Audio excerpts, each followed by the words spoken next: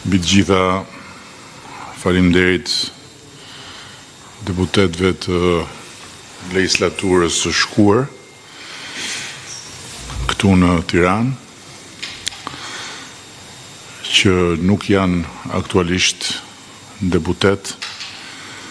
por që janë sot të pranishëm, ndërkohë që në takimin tjetër do duhet që të ftojmë edhe të gjithë deputetët e qarqeve të tjera me banim këtu në Tiranë. Pas 7 muajsh pa një kryetar bashkie të votuar në krye detyrës, dhe po ashtu pa një kryetar bashkie të dënuar nga drejtësia lidhur me detyrën, u detyruam të ndërmarrim një hap të debatueshëm në raport me Erion Veliajin, por të detyrueshëm në raport me fatin e kryeqytetit të Shqipërisë.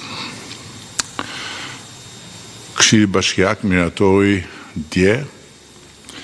shkarkimin e kryetarit në mungesë prej 7 muajsh për t'i hapur rrugë zgjedhjeve të reja dhe rindezjes me orë të plota të makinerisë së Bashkisë Tiranës. Janë thënë dhe janë llomotitur shumë gjëra lidhur me këtë hap, por nuk ja vlen të merremi as me ata të cilëve u ka rënë diella në kokë, as me ata të cilët e quajnë diktaturë kur shumica parlamentare detyrohet të kalojë në votimin e programit pasi i ndalohet t'ia paraqisë programin kuvendit me metodat famkëqira të rrylave të fytit edhe të brylave në sallën e kuvendit, dhe as me ata që 3 herë rresht nuk e mundën dot Erionin me luftën e tyre patologjike, me kandidaturat e tyre politike dhe me karikaturat e tyre mediatike, që sot fryn gjokset me sebepin e një letre anonime ndaj një kundërshtari të lidhur duar dhe këmbë. Megjithatë, gjyqi i tyre prej tellallësh të tezgave të pazarit mediatik dhe të pasqyrave të gjykatave sociale është një temë tjetër, ashtu si kundër është një temë krejt tjetër edhe çekulibri i peshores së drejtësisë në rastin e kryetarit bashkisë. Por qoftë tezgat dhe pasqyrat e gjysmë të vërtetave linçuese ndaj tij, qoftë procesi i drejtësisë për të, janë tema ku ne nuk mund të hyjmë si palë, sepse të merresh me kandidaturat dhe me karikaturat është humbje kohe, ndërsa të merresh me drejtësinë është humbje busulle. Tema jonë si palë e përgjegjshme në jetën e këtij vendi është që një histori drejtësie plot pikpyetje, pikçuditëse dhe pikpresje që s'dihet për më tepër sa do të zgjas, të mos e marrë peng pafundësisht kryeqytetin e Shqipërisë dhe punët e tij. Tema jonë si palë përgjegjëse në mbarvajtjen e punëve në këtë vend është që të adresojmë pa humbur kohë boshllëkun për ditën më të dëmshëm në krye të Bashkisë Tiranës, sepse Tirana nuk mund të gdhihet dhe të ngryset pafundësisht si një trup pa kokë, dhe qytetarët e Tiranës nuk mund të bashkëjetojnë pafundësisht me një bashki kokëputur, e cila duke mos pasur një të zgjedhur prej tyre në krye të saj, nuk mund ta ketë as legitimitetin demokratik për të udhëhequr ata drejt ardhmes. Tema jonë si Partia Socialiste e Shqipërisë është që sot krahas të gjitha punëve të tjera, të nisim punën për zgjedhjet e reja në Tiranë, ku me kandidatën e duhur, me vizionin, me ambicien, aftësinë dhe përkushtimin e duhur, dhe patjetër dhe me organizimin dhe mbështetjen e duhur, do të marrim rezultatin e duhur. Për t'i ridhënë lokomotivës Shqipërisë shpejtësinë e duhur për Tiranën 2030 në Shqipërinë 2030. Më vjen shumë mirë që, siç edhe ju të gjithë besoj e keni konstatuar, kandidatura e Ogertës ka gjetur menjëherë mbështetjen e plotë të familjes sonë të madhe politike, ku të gjithë e çmojnë kandidatën tonë për Tiranën dhe janë të njëmendje për faktin se është radha e saj ta udhëheqë Tiranën me ambicien, qartësinë dhe qetësinë që e ka karakterizuar gjithnjë në të gjitha detyrat ku ka spikatur deri tani. Aq e fortë është me sa unë shoh mbështetja e Partisë Socialiste ndaj Ogertës, sa që është krejt pa interes se kush do t'jetë apo cilët do t'jenë kandidatët e saj rival, të cilët do të hynë në garë të humbur, por do të dalin nga gara edhe më të humbur. Edhe në anketimin që kemi bërë enkas ditët e fundit për Tiranën, është shumë e qartë që shumica dormuese e qytetarëve nuk e kanë gjëkundi mendjen tek ndonjë rival i kandidates së Partisë Socialiste, po e kanë me plot drejt hallin tek problematikat që kërkojnë adresim dhe zgjidhje nga Bashkia e Tiranës. Duke filluar nga uji i pishëm, i cili si asnjëherë më parë në këtë periudhë është kthyer në problem. Është një problem i keq administrimit dhe për këtë arsye ne do të ndërhyjmë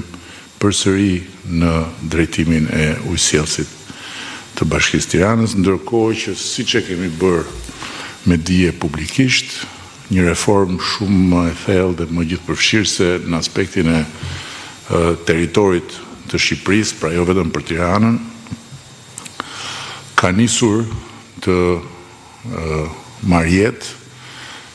duke u konceptuar paraprakisht si kundër kemi prezantuar së bashku me ministren për energjinë dhe infrastrukturën, drejt krijimit të një operatori kombëtar i cili do të funksionojë njësoj si operatori kombëtar i shpërndarjes së energjisë elektrike me komponentin e prodhimit, me komponentin e transmetimit, me komponentin e shpërndarjes dhe qeveria nuk do të qëndrojë më anash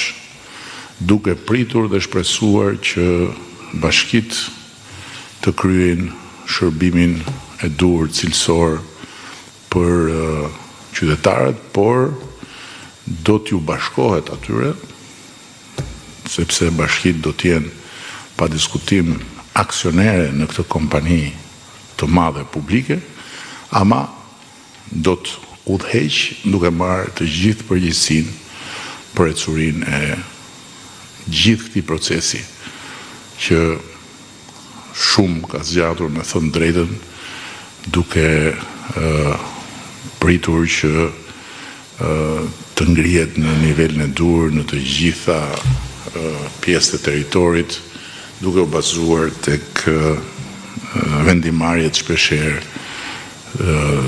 të pakënaqshme, le ta themi kështu, në nivelin lokal. Do të krijojmë një kompani publike e cila ashtu sikundër edhe në fushën e energjisë do të jetë e pozicionuar krejt ndryshe, duke filluar nga burimet njerëzore, të të cilat nuk mund të jenë burime partie, po duhet të jenë burimet e kompetencës profesionale dhe teknike që mund vërë në dispozicion të këtij komponenti të rëndësishëm jetik Republika e Shqipërisë. Qytetarët kanë shqetësim mbledhjen dhe trajtimin e mbetjeve, edhe për këtë jo vetëm për Tiranën, po për të gjithë territorin. Ka filluar si kundër kemi prezantuar me ish ministren e turizmit dhe mjedisit që sot ka marrë një detyrë tjetër, procesi i krijimit të një autoriteti kombëtar, të një operatori kombëtar për trajtimin e mbetjeve, ndërkohë që patjetër që mbledhja e mbetjeve do të vazhdojë të mbetet detyrë ekskluzive e bashkive, mbajtur parasysh që përgjithsisht niveli i pastrimit është përmirësuar jo mjaftueshëm, por ndjeshëm, dhe ka vend akoma për përmirësim, gjë për të cilën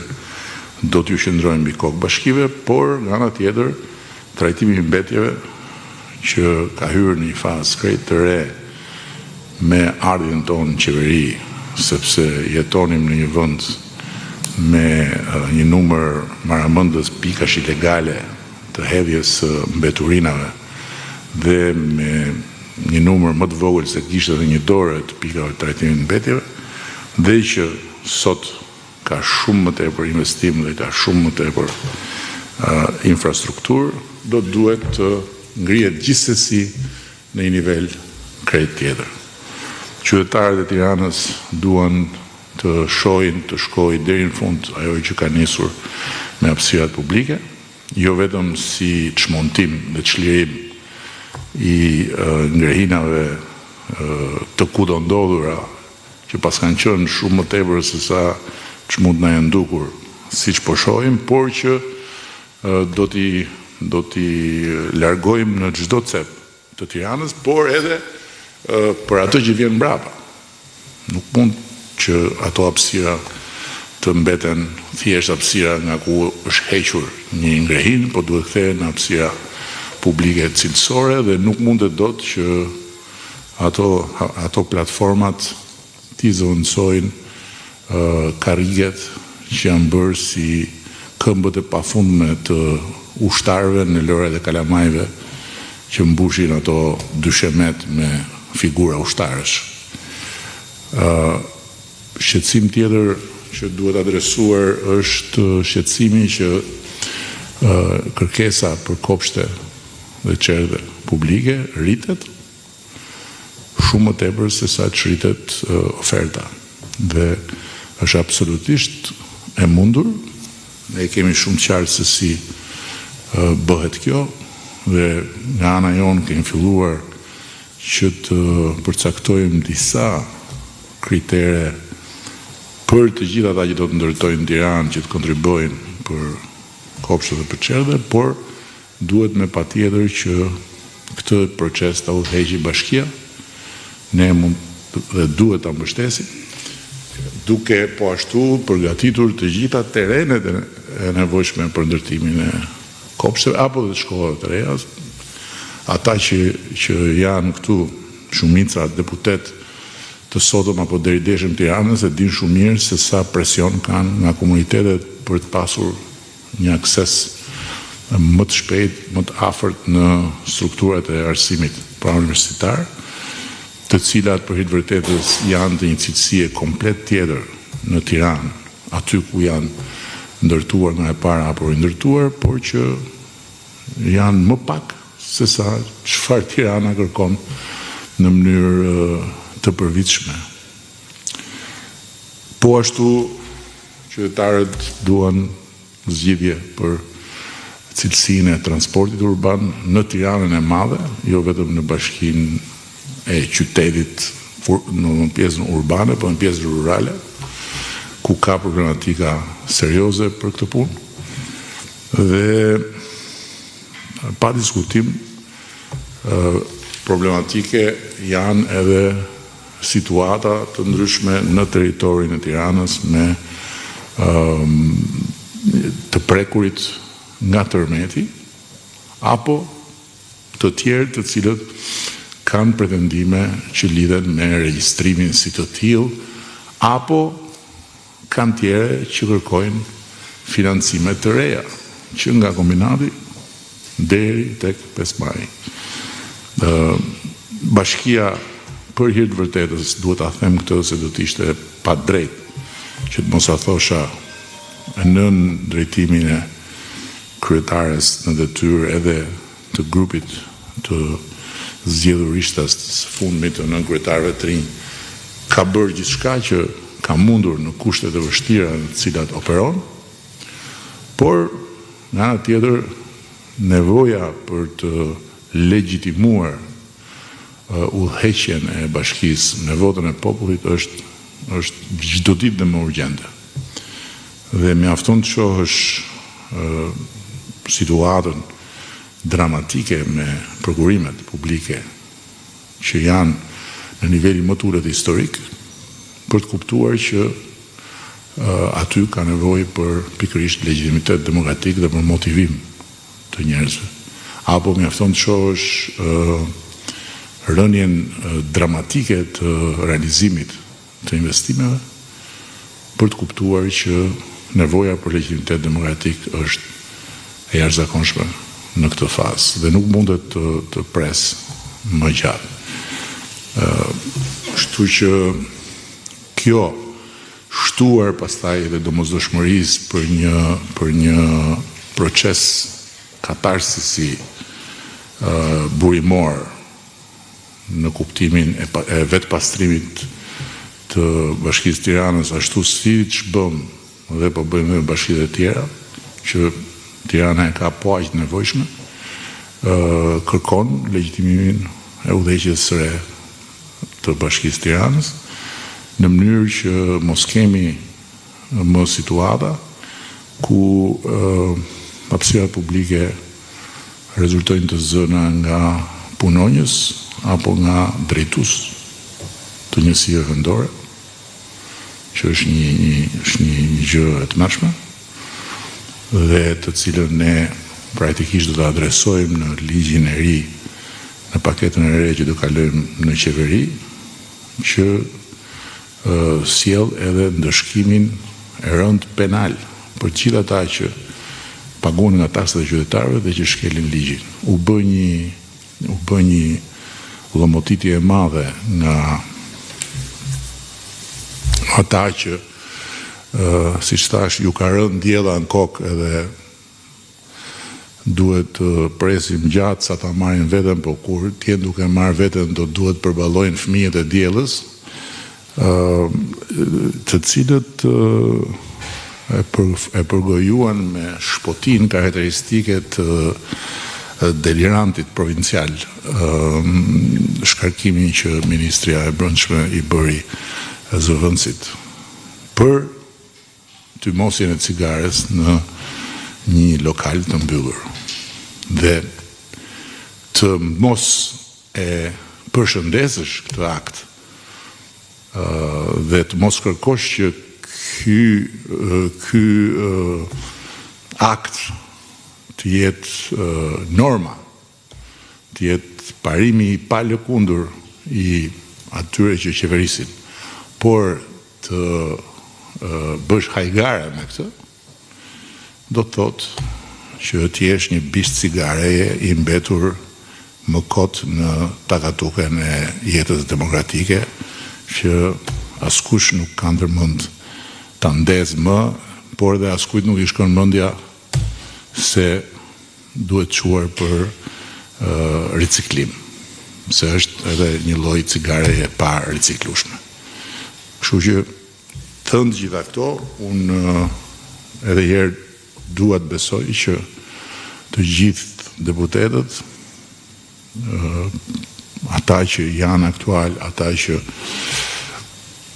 ishin dhe për mua mbeten pjesë e skuadrës tonë